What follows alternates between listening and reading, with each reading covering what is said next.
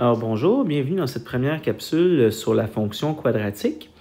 On est dans nos notes à la page 18. On va attaquer la fonction quadratique de base, on va en faire l'analyse, on va donner un petit peu de vocabulaire, puis ensuite de ça, on va parler de la fonction quadratique transformée, écrite sous sa forme générale. Alors, allons-y gaiement. La fonction quadratique de base, c'est une fonction qui, à chaque valeur de son domaine, associe son carré. Donc, autrement dit, sa règle, comme vous la connaissez, c'est f de x égale x carré. C'est une fonction qui se dessine dans le plan cartésien, qui se présente sous la forme d'une parabole, comme vous l'avez dit ou comme vous l'avez analysé en quatrième secondaire. Donc, c'est une courbe qui a cette forme-là ici. Okay. Si on en fait l'analyse, le domaine, c'est l'ensemble de tous les réels, parce que dans le fond, tout nombre réel possède un carré. Le codomaine, vous pouvez dire de 0 à plus l'infini, c'est correct, mais habituellement, ce qu'on voit, c'est l'ensemble des réels positifs. Donc, j'écris R avec un petit plus en indice pour dire qu'il s'agit de tous les nombres réels positifs. Ça inclut aussi le 0. Si x est égal à 0, l'image de x est 0. En fait, ça ici, c'est une autre façon de dire l'ordonnée à l'origine. Et si l'image par la fonction f est de 0, alors l'abscisse en question est 0. Ça, ce serait l'abscisse à l'origine. L'extrémum, il s'agit d'un minimum.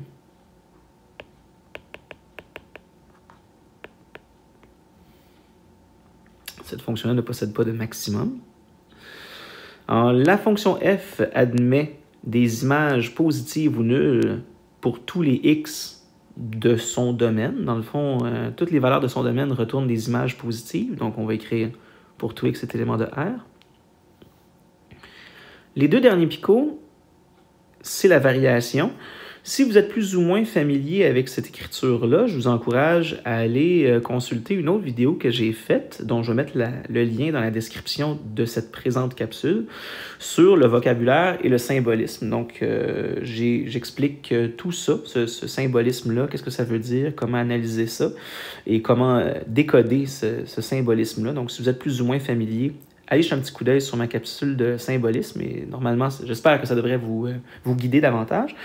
Alors, le premier picot, on parle de la décroissance. Donc, lorsque x1 se présente avant x2, l'image de x1 est supérieure à l'image de x2. Donc, autrement dit, les images vont en décroissance lorsque je lis le plan cartésien de gauche à droite. Brièvement, c'est ce que ça veut dire. Alors, dans quel intervalle la fonction est-elle décroissante? On peut écrire de moins l'infini à 0. Donc, je vais l'écrire une fois. Là. De moins l'infini à 0, c'est correct d'écrire ça, mais on voit plutôt habituellement sur l'ensemble des réels négatifs. Donc, c'est plus commun de voir ça. Et le dernier picot, alors, on parle ici de la croissance. Donc, quand x1 vient avant x2, l'image de x1 est inférieure à l'image de x2. Ça veut dire que les images vont en augmentant. Bien, cette fois-ci, c'est, bien entendu, de son sommet à plus l'infini. Donc, je vais écrire ici réel positif. Et lorsque j'écris R+, ça inclut encore le 0. Si on veut exclure 0 dans un intervalle écrit comme ça, il faudrait mettre une petite étoile en haut. Mais ça, on en reparlera éventuellement. C'est pas de ça dont je voulais parler principalement. Fonction quadratique transformée, donc commençons par la forme générale, parce que la forme canonique, on la connaît plutôt bien avec A, H et K. Mais la forme générale, c'est la forme où est-ce qu'on la voit écrite comme un trinôme. f de x égale ax carré plus bx plus c, avec a différent de 0. Évidemment, si a valait 0, ben, ça serait une droite. Donc, on ne parlerait pas d'une quadratique ici. Le sommet. Alors, vous avez vu en quatrième secondaire que le sommet, c'est coordonné. Bon, dans la forme canonique, c'est HK. Dans la forme générale, vous avez vu que c'était moins B sur 2A.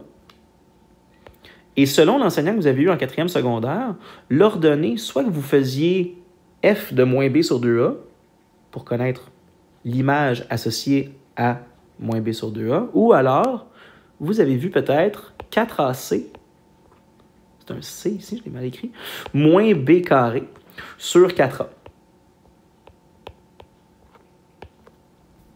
Et moi, c'est plutôt ça que je vais utiliser. Je trouve ça plus commode d'utiliser 4ac moins b carré sur 4a pour parler de l'ordonnée du sommet. Donc, évidemment, on sait que dans la forme canonique, ça correspond à h, k.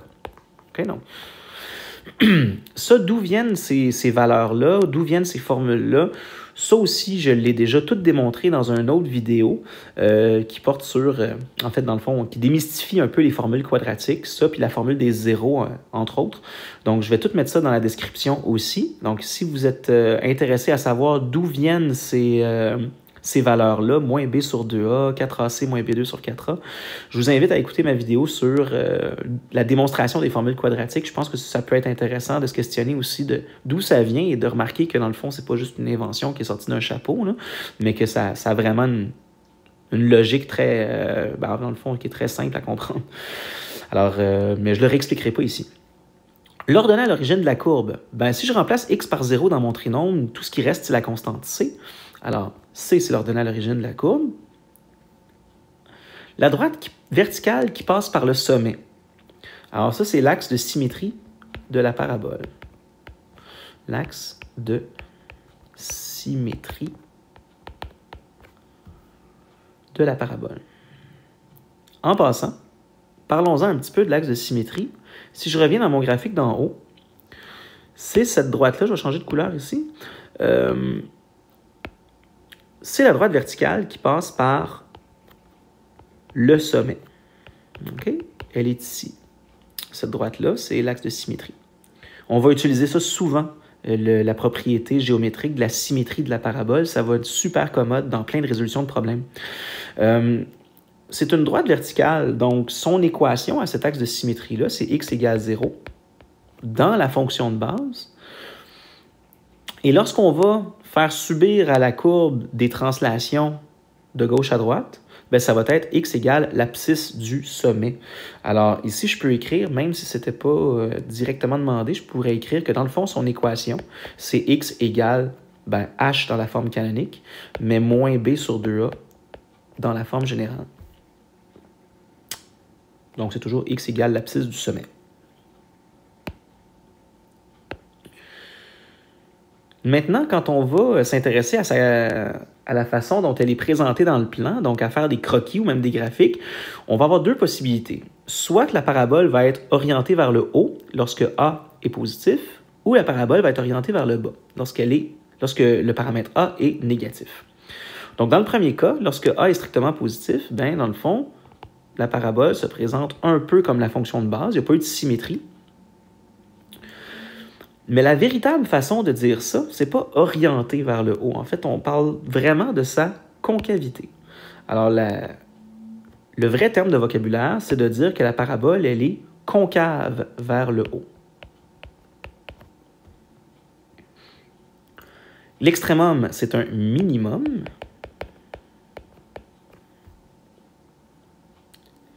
Et le zéro.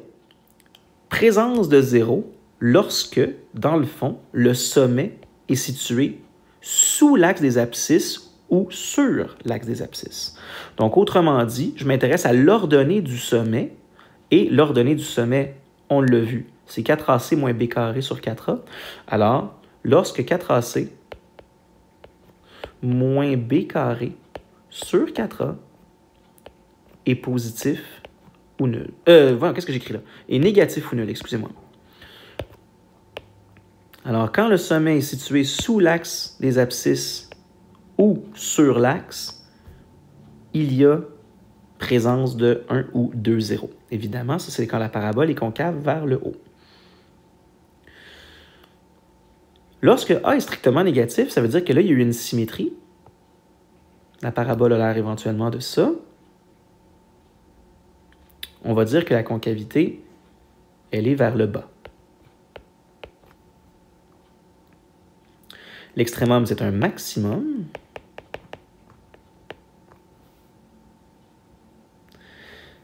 Et le 0, il y a présence de 0 lorsque le sommet est situé au-dessus de l'axe des abscisses ou sur l'axe des abscisses.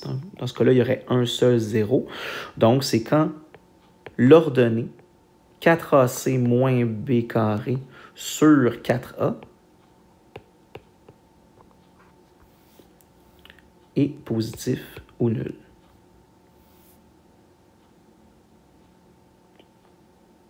Voilà. Alors, la forme canonique de la fonction quadratique, c'est celle qu'on recherche le plus souvent parce que c'est celle qui est la plus commode à utiliser, tant dans la résolution d'équations que dans l'analyse de la fonction, parce que ça nous donne tout de suite la position de son sommet. Et évidemment, avec le signe de A, ça nous donne la concavité. Donc, c'est très souvent celle qu'on va privilégier. Alors, comment on retrouve... En fait, le passage de la canonique à la générale, c'est très simple, c'est en développant le carré. Alors, faisons-le une fois. Alors, si je veux retrouver la forme générale de la fonction f, qui est décrite ici, moins 2 fois le carré de x moins 3 plus 5, donc il faut simplement effectuer le carré de x moins 3. Alors, f de x sera égal à moins 2. Et là, le carré de x moins 3, c'est de la double distributivité. Je vais l'écrire vraiment une fois là, pour être sûr qu'on ne tombe pas dans le panneau de distribuer l'exposant en 2 puis dire x2 plus 9. Là.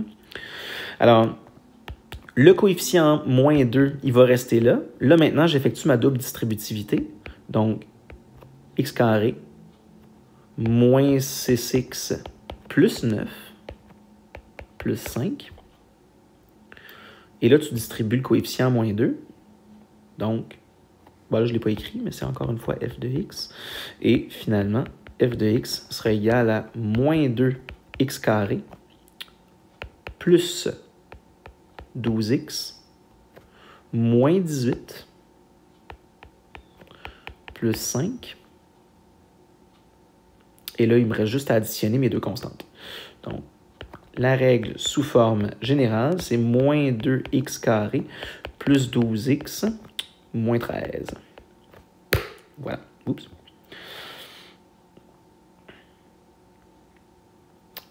Maintenant, pour retrouver la forme canonique à partir de la forme générale. Là, peut-être que vous avez entendu parler l'année dernière de la technique qu'on appelle la complétion de carré. Je ne l'utiliserai pas ici. Je vais en parler dans une autre vidéo dont le lien sera aussi disponible dans les commentaires parce que je l'ai déjà tout expliqué dans une capsule vidéo que j'avais déjà enregistrée sur ce sujet-là. Mais moi ici, je vais utiliser simplement le fait que les coordonnées du sommet H et K sont moins B sur 2A 4AC moins B2 sur 4A. Donc, dans le fond, je vais retrouver H et K simplement avec ces deux expressions algébriques-là. Puis, dans le fond, ça va me le donner tout de suite. Alors, ici, tu dis H égale moins B sur 2A. Alors, merci. H va être égal à quoi? Moins B sur 2A. Donc, moins B, ça se trouve à être 6. Sur 2A, moins 6. Alors, H vaudrait moins 1. K, écrivez symboliquement la formule avant de faire vos substitutions. Et là, prenez garde à la quantité de coefficients et de termes négatifs ici. Là. Je ne veux pas dire négatif, mais il y a beaucoup de moins qui vont apparaître là-dedans. Moi, j'utilise des parenthèses pour un petit peu ordonner tout ça, parce que c'est facile de se tromper avec la quantité de moins qu'il y a là. Donc, 4AC, donc c'est 4 fois moins 3 fois moins 1, moins B carré, donc moins 6 au carré, sur 4A. Donc, 4A, ça serait moins 12, tout simplement.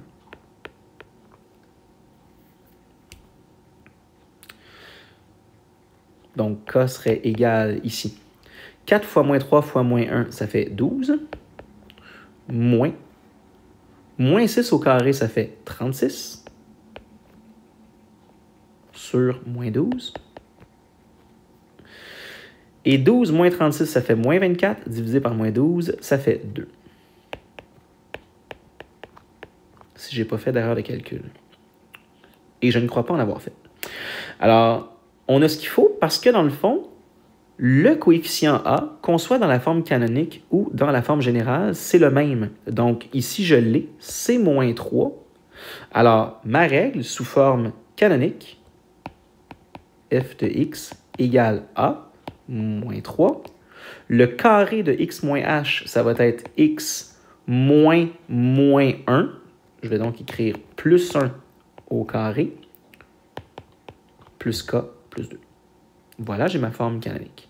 Si vous voulez utiliser la complétion de carré, il n'y a pas de problème.